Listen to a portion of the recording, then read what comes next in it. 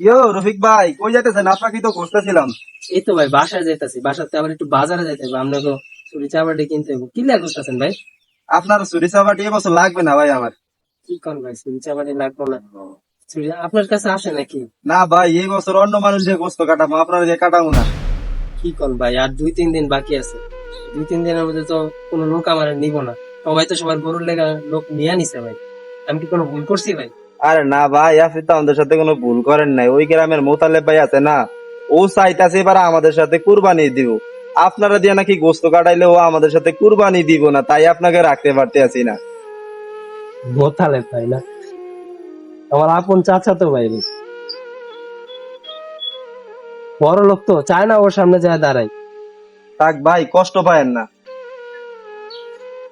আমগো কষ্ট ভাই, গরিবের কষ্ট আছে ভাই, গরিবের আবার কষ্ট আছে না। ছোট ছোট দুটা পোলাপাইন আছে ভাই, ওগুলা একটু খারাপ লাগে। ছোট পোলাপাইন তো ভাই বোঝে না, কোরবান দেওয়ার বায়না ধরছিল। কোরবান তো দিতে পারবো না ভাই, ও আদা দিছিলাম যে ঈদে গোস্ত খাওয়ামু, যাক খাওয়াইতে পারবো না। ওই ভাই 2-4টা দাওয়াত আর ঈদের দিন ছাড়া তো আমাকে গোস্ত খাওয়া পড়ে না ভাই, গরিব তো সামর্থ্য হয় না। সমস্যা নাই, থাক ভাই, মানুষের তো গোস্ত দিবেই।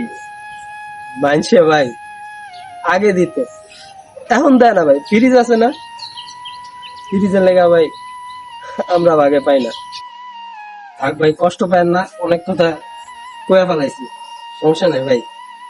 থাক ভাই, কষ্ট পায়েন না। আমার নিজের বাগের থেকে বাতিজাদের জন্য বাড়িতে নিয়ে গোস্ত দিয়া মনি। থাক, যান বাসায় যান।